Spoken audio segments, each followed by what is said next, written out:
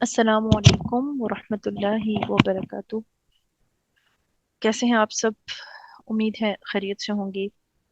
اللہ سبحانہ تعالی سب کو اپنے حفظ و امان میں رکھے، صحت اور تندرستی عطا فرمائے۔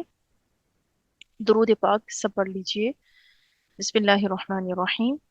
اللہم صلی علی محمد وعلی آل محمد كما صليت على إبراهيم وعلى آل إبراهيم إنك حميد مجيد۔ اللهم بارك على محمد وعلى آل محمد كما باركت على إبراهيم وعلى آل إبراهيم إنك حميد مجيد۔ اللهم افتح علينا حكمتك وانشر علينا رحمتك يا ذا الجلال والإكرام۔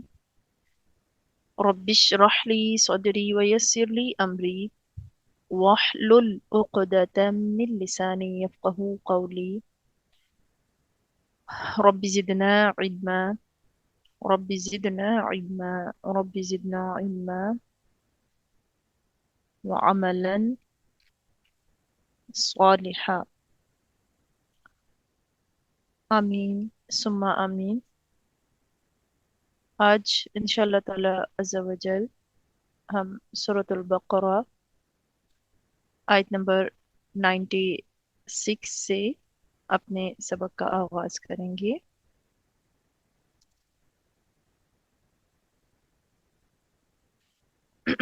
اعوذ باللہ من الشیطان الرجیم، بسم اللہ الرحمن الرحیم۔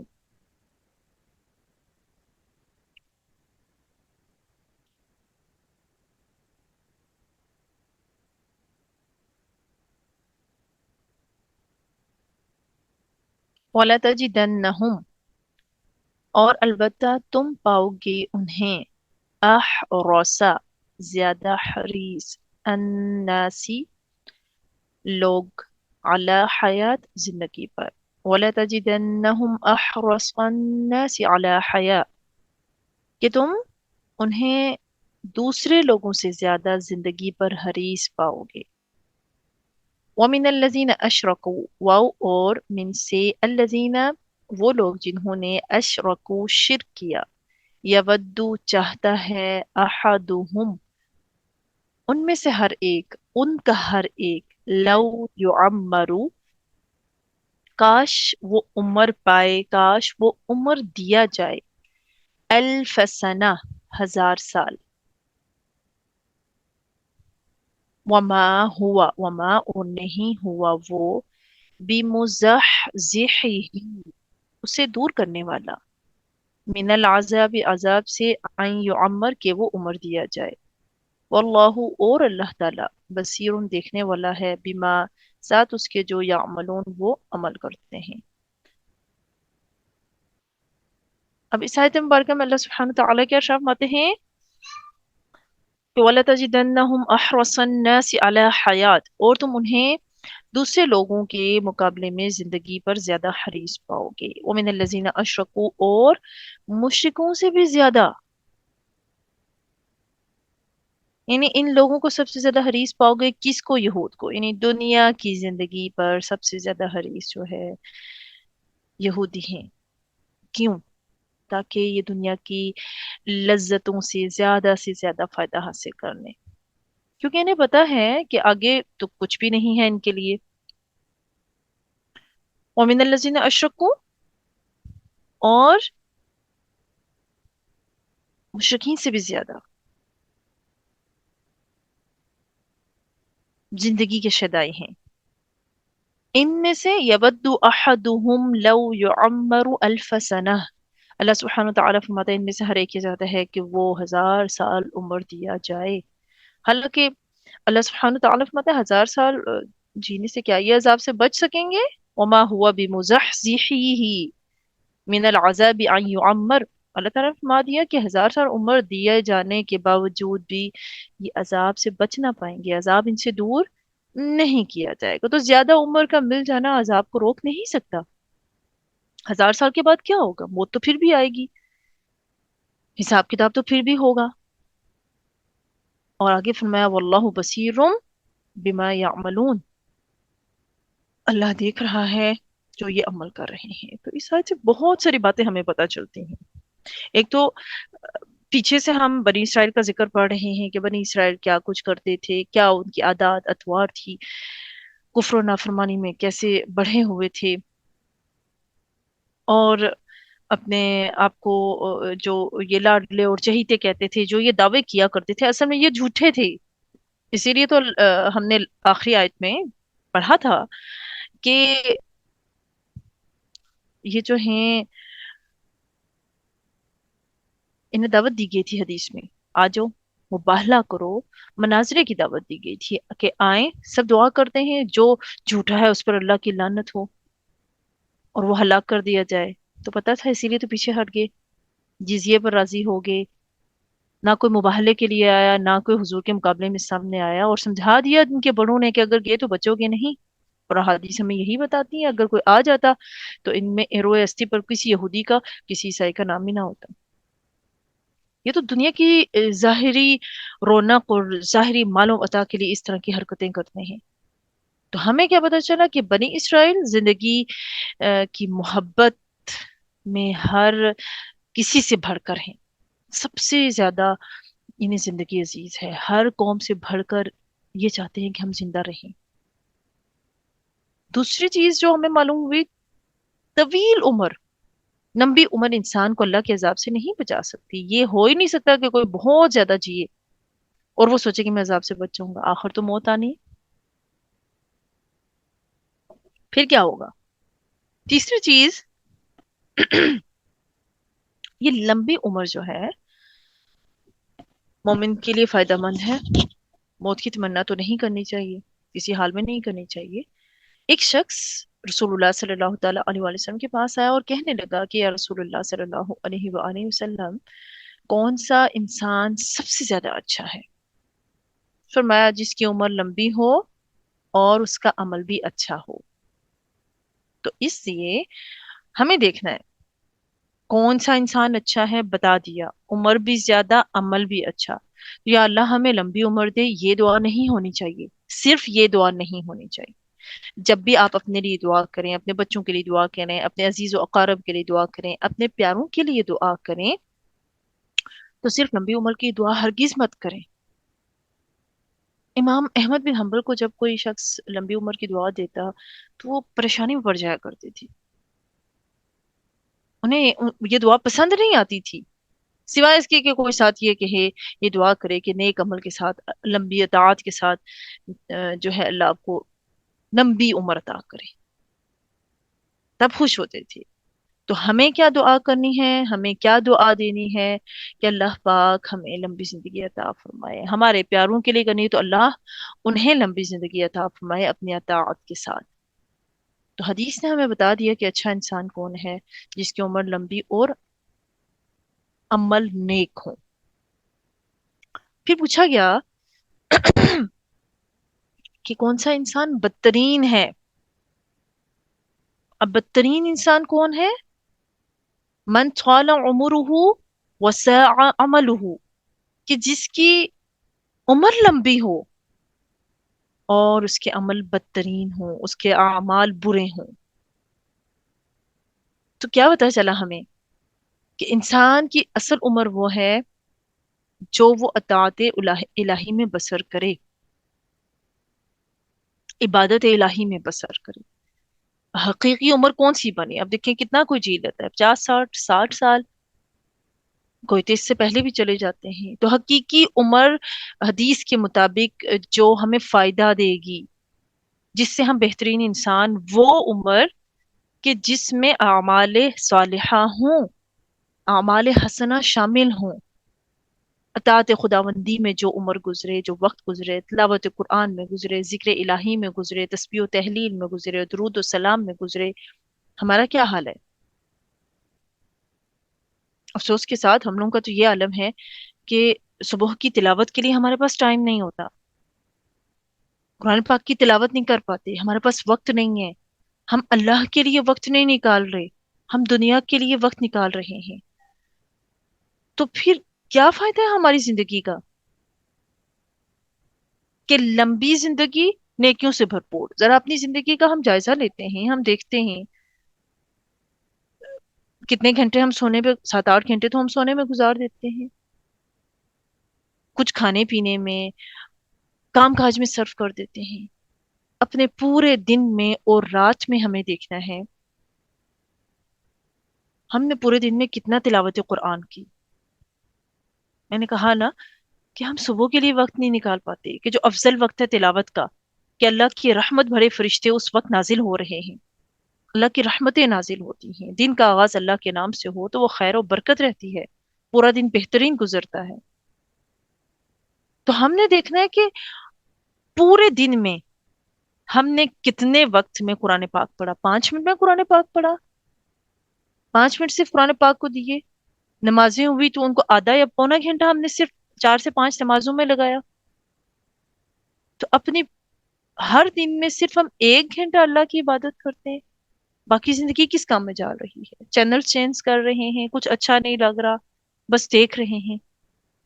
زبان پر کوئی تسبیح نہیں ہے، کوئی ذکر نہیں ہے، کوئی دین کی بات نہیں ہے، نہ ہم سیکھ رہے ہیں، نہ ہم کسی کو سکھا رہے ہیں، نہ ہم خود اللہ اللہ کر رہے ہیں، نہ ہم اپنی اولادوں میں ان چیزوں کو کنورٹ کر رہے ہیں. تو پھر ہماری یہ جو عمر ہے، اس میں صرف ہر دن کا 1 گھنٹہ لگا لیں تو پھر کیا بچتا ہے؟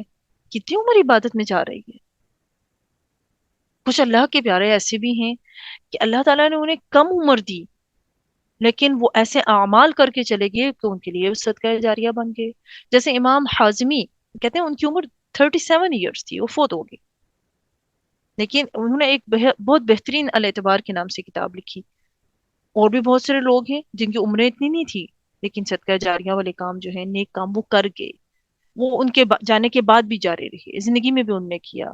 آئے دیکھتے ہیں ازواج مطہرات میں عائشہ صدیقہ رضی اللہ تعالی عنہا، جب حضور علیہ الصلوۃ والسلام کا وصال ہوا، 18 سال کی تھی وہ، حضور فوت ہو گئے، لیکن حضور سے دین کا علم آپ رضی اللہ تعالیٰ عنہ نے سیکھ لیا، اور اس کے بعد پوری زندگی اس پر عمل بھی کیا، اور اس دین کے علم کو آپ پھیلاتی رہی. 68 ایئرس آپ کی عمر ہے. آپ کی جو بہن حضرت اسما ہیں، ان کی شاید 100 تک عمر تھی.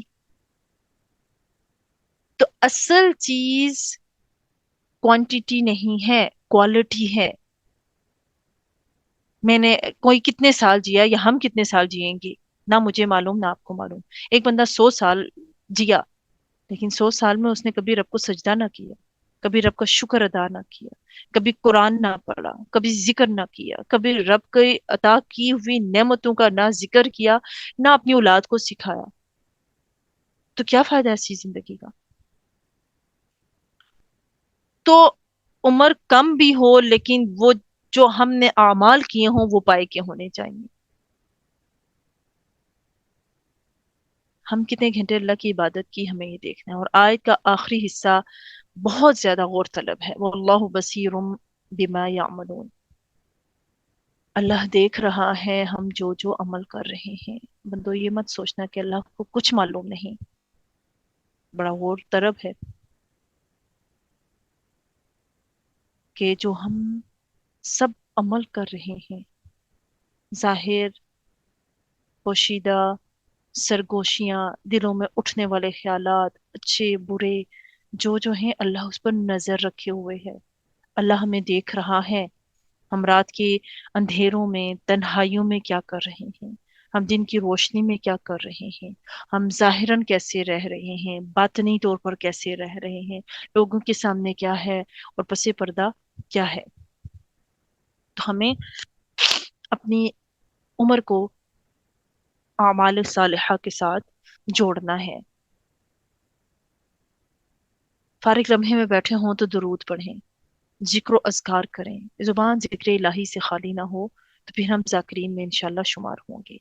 اگلی آیت میں اللہ سبحانہ وتعالی ارشاد فرماتے ہیں، قل کہہ دیجئے، من کان عدوا، من جو کانا ہو عدوا دشمن، لجبریل جبریل کا، فإنہ بس بے شک وہ، نزلہ نازل کرتے ہیں اس سے، اتارتے ہیں اسے، علی قلبی کا آپ کے دل پر، آپ صلی اللہ علیہ وسلم، بإذن اللہ،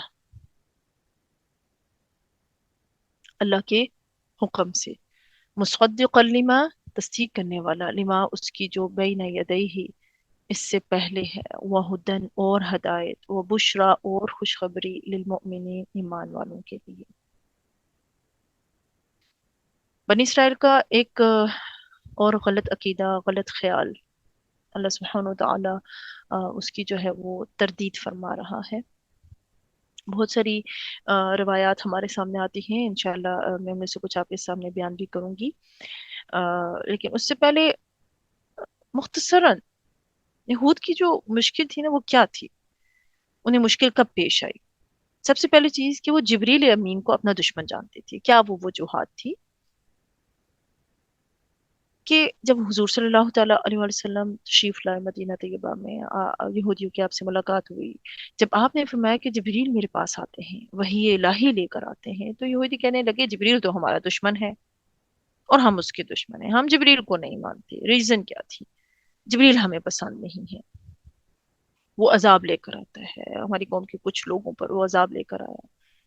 اور پھر نبی کریم صلی اللہ علیہ وآلہ وسلم پر جو کلام اتر رہا تھا، اس میں ان کی تاریخ، ان کی حقیقت، کس کی، یہودیوں کی تاریخ، ان کی حقیقت کھول کھول کر بیان کی جا رہی تھی، جس سے انہیں شرمندگی اٹھانی پڑتی تھی۔ تو کہتے تھے کہ جبریل ایسی آیتیں لاتے ہیں جس کی وجہ سے جو ہے ہمیں جبریل پسند نہیں، مطلب ان کا پول کھل جاتا تھا، تو اس لیے وہ جبریل کو اپنا دشمن مانتے تھے۔ اور ایک بہت بڑی وجہ جبریل امین سے عداوت کی یہ تھی کہ جبریل جو ہیں عربوں میں رسالت لے کر آ گئے ہیں۔ کیوں لے کر آئے؟ ان کا قصور ہے معاذ اللہ۔ بنی اسرائیل میں نبوت کیوں نہیں لے کر آئے؟ انہیں ضد تھی کہ جبریل وہی لے کر آئے۔ امیوں میں انہیں عداوت تھی ہمارے سے، ہم قرآن نہیں سننا چاہتے۔ تو اللہ سبحانہ تعالیٰ نے کیا ارشاد فرمایا کہ جو کوئی جبریل کا دشمن ہے تو اس میں ان کا تو کوئی قصور نہیں، وہ تو اللہ سبحانہ تعالیٰ کے حکم سے وہی لے کر آتے ہیں۔ اللہ ہی کے حکم سے اگر عذاب نازل کیا تو انہوں نے اللہ کے حکم سے کیا، وہی بھی اللہ کے حکم سے لے کر آئے، آیات بھی اللہ کے حکم سے لے کر آتے ہیں، تو سارا کچھ تو وہ اللہ کے حکم سے کرتے ہیں، اپنی مرضی سے کچھ نہیں کرتے۔ صرف اتنا ہی نہیں، آپ صلی اللہ علیہ وآلہ وسلم کے دل پر وہ کس کو اتارتے ہیں؟ قرآن کریم کو، وحی الہی کو آپ کے دل پر اتارتے ہیں۔ ابھی ہم نے پیچھے آیات میں پڑھا تھا نا بنی اسرائیل کے بارے میں کہ وہ اشربوا فی قلوبہم العجل بکفرہم، اور وہ پلا دیے گئے، ڈچ بس گئی ان کی دلوں میں بچڑے کی محبت ان کے کفر کے سبب۔ تو وہ ایک محاورتاً بات تھی کہ وہ بچڑے کی محبت ان کے دل میں رچ بس گئی تھی، تو دل میں جو چیز چلی جاتی ہے وہ لیٹ نکلتی ہے۔ تو جبریل امین اللہ کے حکم سے قرآن لے کر نازل ہوئے، اور وہ اتر رہا ہے آپ علیہ السلام کے دل پر، کیونکہ جو چیز دل میں اتر جائے وہ پھر نکلتی نہیں ہے، بلکہ اس کا اثر زیادہ ہوتا ہے۔ اور قرآن دوسری وجہ مصدق لما بین یدی، ان کی کتابوں کی کیا کرتا تھا؟ تصدیق کرتا تھا۔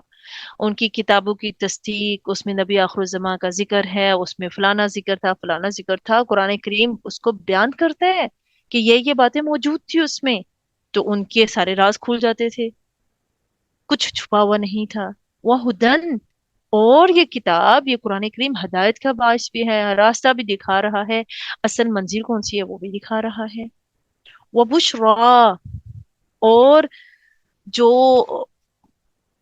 پڑھنے والے ہیں، اہل ایمان ہیں، انہیں یہ خوشخبری دیتا ہے، خوشخبری سناتا ہے۔ تو یہ قرآن کریم اب ہم کو دیکھنا ہے کہ ہم جب اس قرآن کریم کو پڑھ رہے ہیں کیا راحت مل رہی ہے، یا فارمیلٹی کے لیے صرف ہم اس کو پڑھ رہے ہیں، یا ہم کسی امتحان کو پاس کرنے کے لیے پڑھ رہے ہیں کہ ہم نے امتحان پاس کرنا ہے، ہم نے کوئی ڈگری لینی ہے، تو کوئی کہہ دے کہ ہم نے تفسیر کی ہوئی ہے تو بس اس لیے پڑھ رہے ہیں۔ خود اپنا جائزہ لیں، خود پرکھیں، ہم قرآن کو کیوں پڑھ رہے ہیں؟ کیا قرآن پڑھنے سے ہمیں راحت ملتی ہے؟ کیا قرآن پڑھنے سے ہمیں قلبی سکون ملتا ہے؟ تو یہ ہدایت کا باعث کب بنے گا؟ جب ہم اسے محبت سے پڑھیں گے، عقیدت سے پڑھیں گے، ہم اس کے الفاظوں کو سمجھیں گے، ہم اللہ اور اس کے رسول کے جو فرمانات ہیں ان پر عمل کرنے کی کوشش کریں گے، تو یہ خوشخبری ہے مومنین کے لیے۔ अब हम आते हैं, एक दो रवायात इस तरह की हमारे सामने आती हैं जो हजरत अब्दुल्ला बिन अब्बास रज़ी अल्लाह ताला अन्हो से मरवी हैं कि जब ये यहूदी जो हैं उनको रसूलुल्लाह सल्लल्लाहु अलैहि वसल्लम की जुबानी पैगाम दिया गया कि तुम सच्चे हो तो आओ दुआ करते हैं, हम में से जो झूठे हैं वो हलाक कर दिए जाएं। तो देखें क्या हुआ था, ये सारे लोग पीछे हट गए थे, अब पीछे भी हट गए और डर गए इसलिए कि ये झूठे थे। फिर अल्लाह सुब्हानो तआला ने इनके जो पोल हैं उनको भी खोल दिया कि ये यहूदी असल में सच्चे हैं ही नहीं, ये तो बड़े हरीस हैं जिंदगी के मामले में, मुशरिकीन से भी ज्यादा इन्हें जो है जिंदगी पसंद है। फिर अ, अल्लाह के फरिश्ते से दुश्मनी की वजह क्या है, उसको मुफस्सिरीन इकराम जो बयान करते हैं, डिफरेंट हमें रवायात मिलती हैं जिनमें से हजरत इब्ने अब्बास रज़ी अल्लाह तआला अन्हु से जो मरवी है, एक रवायत इस तरह की भी आती है कि यहूदियों की एक जमात रसूलुल्लाह सल्लल्लाहु अलैहि वसल्लम के पास आई और कहा हम आपसे चंद सवालात करते हैं जिनके सही जवाब सिवाय किसी नबी के कोई नहीं जानता, अगर आप सच्चे नबी हैं तो उनके जवाब दीजिए। आपने फरमाया बेहतर है, जो चाहो पूछो, मगर एक वादा करो कि अगर मैं ठीक ठीक तुम्हें जवाब दूंगा तो मेरी नबूवत का इकरार करोगे। आपने ये नहीं कहा कि मेरा मुझे मशहूर करोगे, आपने ये नहीं कहा कि वाविला करोगे, आपने ये नहीं कहा मुझे जाहो मर्तबा और मकाम मिलेगा, नो।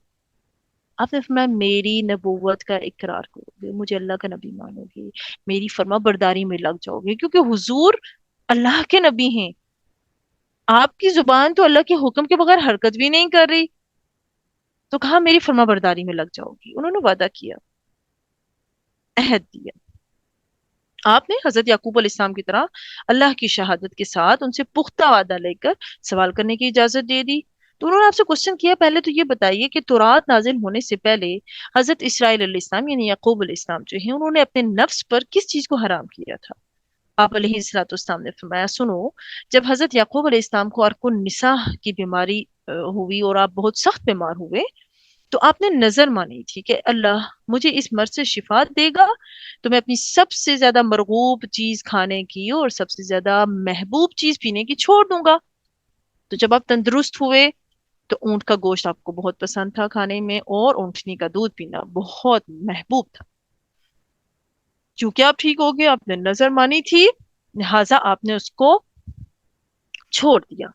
आप अलैहिस्सलाम ने फरमाया कि खुदा की कसम कहकर कि जिसने मूसा अलैहिस्सलाम पर तौरात उतारी उतारी है, बताओ क्या ये सच है। तो उन्होंने कसम खाकर कहा, हाँ हुजूर सच है। आपने बजा इरशाद फरमाया। अच्छा, अब हम आपसे पूछते हैं दूसरा सवाल जो हुजूर से किया कि औरत और मर्द के पानी की क्या कैफियत है, क्यों कभी लड़का पैदा होता है और कभी लड़की। आपने फरमाया, सुनो, मर्द का पानी गाढ़ा और सफेद है और औरत का पानी पतला और जर्दी माइल होता है। जौन सा गालिब आ जाए उसी के मुताबिक पैदाइश भी होती है और शबीह भी होती है। जब मर्द का पानी औरत के पानी पर गालिब आएगा तो अल्लाह तबारक तआला के हुक्म से औलाद नरीना होगी, और जब औरत का पानी मर्द के पानी पर गालिब आएगा तो अल्लाह के हुक्म से औलाद लड़की होगी। तो मैं खुदा की कसम जिसके सिवा कोई माबूद बरहक नहीं, सच बताओ मेरा जवाब सही है। सबने कसम खाकर कहा कि बेशक आपने दुरुस्त फरमाया। आपने इन दो बातों पर अल्लाह को भी गवाह किया। उन्होंने कहा, अच्छा अब फरमाइएगा कि तौरात में जिस नबी ये उम्मी की खबर है उसकी खास निशानी क्या है, उनके पास कौन सा फरिश्ता वही लेकर आता है। आपने फरमाया उसकी खास निशानी ये है कि जब उसकी आंखें सोई हुई हों उस वक्त उसका दिल जागता रहता है। तो मैं उस रब की कसम जिसने मूसा अलैहिस्सलाम को तौरात दी, बताओ मैंने ठीक जवाब दिया। सबने कसम खाकर कहा, आपने सही जवाब दिया। अब हमें इसी सवाल की दूसरी शिक का जवाब भी इनायत फरमाइए। यही वो सवाल था जिस पर बहस खत्म हो गई, इसलिए कि वो ईमान नहीं लाना चाहते थे। तो आप अलैहिस्सलाम ने फरमाया कि मेरा वली जिब्रील है, वही मेरे पास वही लाता है, वही तमाम अंबिया इकराम के पास वही लेकर आता है, अल्लाह का पैगाम लेकर आता है। सच कहो, कसम खा कर कहो मेरा जवाब दुरुस्त है। कसम खाकर कहा, जवाब तो दुरुस्त है लेकिन हम जिब्रील को नहीं मानते, वो दुश्मन है। वो दुश्मन क्यों है, वो सारी रीजंस मैंने आपको बता दी। कहा उसकी जगह अगर मिकाइल आ जाता, जो रहमत बारिश और पैदावार वगैरह लेकर आता है, हमारा दोस्त है, तो हम आपकी ताबेदारी करते, आपकी तस्दीक करते। तो ये वो वजह थी جس کی وجہ سے انہوں نے آپ صلی اللہ علیہ وسلم پر ایمان نہیں لایا۔ اصل میں یہ رسالت کے قائل تھے، سب کچھ تھا، یہ ایک ضد تھی، ہر درمی تھی۔ اور بعضوں پر آتا ہے کہ ایک روایت کچھ اس طرح کی بھی ملتی ہے کہ عبداللہ بن سلام جب رسول اللہ صلی اللہ علیہ وسلم کے بارے میں خبر ملی، تو عبداللہ بن سلام یہودیوں کے بہت بڑے عالم ہیں، تو حضور کے پاس حاضر ہوا اور کہا کہ تین باتیں میں آپ سے پوچھنا چاہتا ہوں، اور اس کا جواب نبیوں کے علاوہ کوئی نہیں دے سکتا، کہ قیامت کی پہلی شرط کیا ہے، جنتیوں کا پہلا کھانا کیا ہوگا، کون سی چیز کبھی جو چیز ہے بچے کو کبھی ماں کی طرف کھینچتی ہے اور کبھی باپ کی طرف۔ آپ نے فرمایا میں تینوں سوالوں کا جواب دوں گا، اور ابھی ابھی جبریل امین مجھے بتلا کر گئے ہیں۔ سنو، حضرت عبداللہ نے کہا، یعنی کون بتا کر گئے ہیں؟ جبریل امین۔ جیسے جبریل امین کا نام سنا تو حضرت عبداللہ نے کہا کہ یہ تو ہمارا دشمن ہے۔ آپ نے پھر یہ آیت تلاوت فرمائی، آیت تلاوت فرما کے بتا دیا کہ جبریل جو ہیں از خود کچھ نہیں کر رہے، وہ تو اللہ کے حکم سے قرآن لے کر آ رہے ہیں، وہ قرآن جو ان کی کتابوں کی تصدیق کرتا ہے، جس میں ہدایت ہے، جس میں خوشخبری ہے۔ آپ نے بہرحال سوالوں کے جواب دیے کہ پہلی نشانی قیامت کی کیا ہے، کہ ایک آگ ہے جو لوگوں کے پیچھے لگے گی، انہیں مشرق سے مغرب کی طرف اکٹھا کر دے گی۔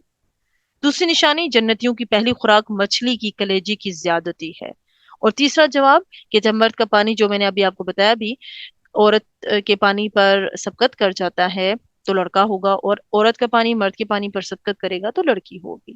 کہتے ہیں یہ جواب جیسے ہی سنا تو حضرت عبداللہ بن سلام فوراً سے مسلمان ہو گئے اور پکار اٹھے، اشہد ان لا الہ الا اللہ وانک رسول اللہ صلی اللہ علیہ وسلم۔ اور پھر عرض کی کہ یا رسول اللہ، ابھی پہلے آپ یہودیوں کو قائل کیجیے، میرا ذکر ان سے نہیں کرنا، اس طرح وہ مجھے بیوقوف کہیں گے، فلانا کہیں گے، فلانا فلانا۔ حضور صلی اللہ علیہ وسلم نے ایسے کیا، پھر جماعت آئی اور آپ نے کہا کہ عبداللہ بن سلام کے بارے میں کیا خیال ہے؟ انہوں نے کہا وہ تمہارے سردار ہیں، بڑے اچھے ہیں۔ تو آپ نے فرمایا اگر تمہارا سردار ایمان لے آیا، تو انہوں نے کہا اعوذ باللہ، اعوذ باللہ، اللہ کی پناہ، وہ نہیں ایمان لا سکتا، ہو ہی نہیں سکتا، وہ کیوں اسلام قبول کرے گا؟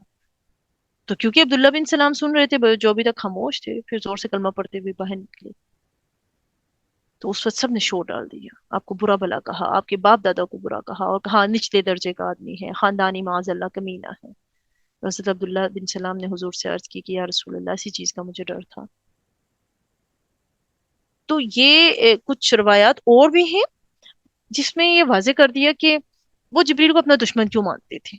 تو اللہ تعالیٰ نے فرمایا کہ بھائی جبریل اللہ کے حکم سے آ رہے ہیں، اور اللہ ہی کے حکم سے آپ علیہ السلام پر وحی لے کر آ رہے ہیں۔ پھر وارن کر دیا، من کان عدوا للہ، جو ہو عدوا دشمن للہ، اللہ کا، وہ ملائکت ہی اور اس کے فرشتوں کا، وہ رسول ہی اور اس کے رسولوں کا، وہ جبریل اور جبریل کا، وہ میکائیل اور میکائیل علیہ السلام کا، فإن اللہ عدو للکافرین، تو بے شک اللہ تعالیٰ دشمن ہے کافروں کا۔ اللہ تعالیٰ نے واضح فرما دیا کہ جو دشمن ہو اللہ کا، اس کے فرشتوں کا، اس کے رسولوں کا، اور جبریل اور میکائیل علیہ السلام کا، تو بے شک اللہ کافروں کا دشمن ہے۔ اللہ سبحانہ و تعالیٰ نے واضح فرما دیا کہ جبریل میکائیل کو جبریل سے دعوت کرتا ہے تو اس نے اللہ سے دعوت کی، اس نے اللہ سے دشمنی کی۔ یہود کہتے تھے نا کہ میکائیل ہمارا دوست ہے، اللہ نے فرمایا یہ سب میرے مقبول بندے ہیں، جو ان کا یا ان میں سے کسی ایک کا دشمن ہے وہ اللہ کا دشمن ہے۔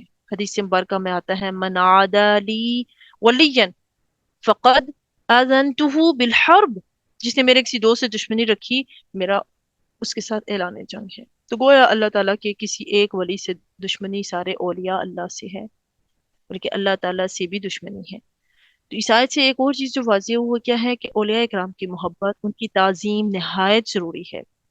اور کوئی ان سے بغض و عناد کرتا ہے تو وہ جرم کرتا ہے اس قدر کہ اللہ تعالیٰ اس کے خلاف اعلان جنگ کرتا ہے۔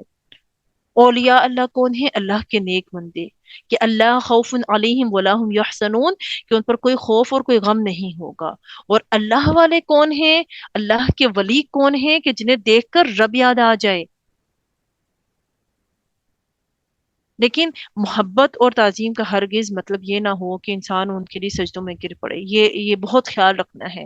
عبادت صرف اللہ سبحانہ و تعالیٰ کی، اللہ وحدہ لا شریک کی ہے۔ اسی طرح عبادت میں غلو کرنے سے بھی بچنا چاہیے۔ عبادت اللہ کی ہے، آپ کسی کی تعظیم کر رہے ہیں، آپ کسی اولیاء اللہ کی تعظیم کر رہے ہیں، تو صرف تعظیم ہونی چاہیے کہ وہ اللہ کے نیک بندے ہیں، ان کی سنتوں پر چلیں، ان کے طریقوں پر چلیں۔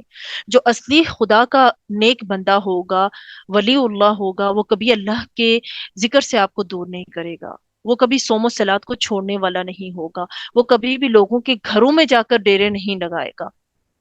آج افسوس کے ساتھ جو اولیاء کرام یا اللہ کے جو نیک بندے ہیں انہیں بدنام کیا جا رہا ہے، اور بدنام کرنے کے پیچھے وجہ کیا ہے؟ کہ کچھ ایسے لوگ ہیں جو دنیا کی دولت کے پجاری ہیں، نہ دین آتا ہے، نہ کلمہ آتا ہے، نہ اسلام آتا ہے، اور آ، پیر بنے بیٹھے ہیں کہ نہ نمازوں کی فکر، نہ قرآن کی فکر، نہ اپنے مریدوں کو کوئی دین سکھانا، بلکہ اس کے اپوزٹ چل رہے ہیں۔ تو خدا را فرق کرنا سیکھیے، جو صحیح راستے پر چل رہے ہیں ان کی پیروی کریں، اور میں بالخصوص لیڈیز سے کہوں گی کہ اللہ اور اس کے رسول کے طریقے پر چلیں۔ رسول اللہ صلی اللہ علیہ وآلہ وسلم سے بڑھ کے کوئی نہیں ہے، آپ ان کے طریقوں پر چلیں گی، آپ کو زندگی کی ہر مشکل کا حل مل جائے گا۔ اپنے گھروں سے مت نکلیں، ایسے برے لوگوں کی طرف مت جائیں جو آپ کو اللہ اور اس کے رسول سے دور کر دیں۔ اللہ سب سے بڑھ کر ہے، اللہ پر اپنا یقین محکم رکھیں، اللہ سے مانگیے، اللہ آپ کی مدد کرے گا۔ حضور نے طریقے بتائے ہیں، قرآن موجود ہے، احادیث موجود ہیں، ان پر عمل کریں۔ ہمارا جب یقین اللہ پر نہیں تو ہم لوگوں کی طرف جا رہے ہیں، ہم تو مومن ہی نہیں رہتے۔ تو اس آیت میں ہمارے لیے دعوت فکر ہے کہ خدا را خیال کیجئے کہ اللہ کی طرف آئیں، ایسے جعلی پیروں اور جعلی لوگوں کی طرف مت جائیں جو آپ کو اللہ سے دور کر رہے ہیں۔ افسوس کے ساتھ کچھ طبقہ ایسا بھی ہے کہ ان کا ذات، اللہ کی ذات پر ایمان کم، اپنے پیر صاحب جو ہو سکتا ہے نماز بھی نہ پڑھتے ہوں، جو ہو سکتا ہے انہیں دین اسلام کے ارکان اور بنیادی چیزوں کے بارے میں پتہ نہ ہو، ان پر عقیدہ بہت زیادہ ہوتا ہے۔ میں پیران عظام کو مانتی ہوں، اللہ کے نیک بندوں کو مانتی ہوں، لیکن میں ہرگز ایسے لوگوں کی طرف جانے سے ہر کسی کو منع کرتی ہوں کہ جو آپ کو اللہ سے دور کریں، جو ایک عورت کو اس کے گھر میں رہنے کا درس نہ دیں، جو ایک عورت کو پردے کی دعوت نہ دیں، جو ایک عورت کو اللہ کی طرف نہ لائیں بلکہ اس سے دور کر دیں۔ تو اللہ تعالی ہمیں عمل صالح کرنے کی توفیق عطا فرمائے، نیک عمل کرنے کی توفیق عطا فرمائے، آمین۔ سبحانک اللہم و بحمدک، اشہد ان لا الہ الا انت، استغفرک و اتوب الیک، آمین ثم آمین۔ السلام علیکم ورحمۃ اللہ وبرکاتہ۔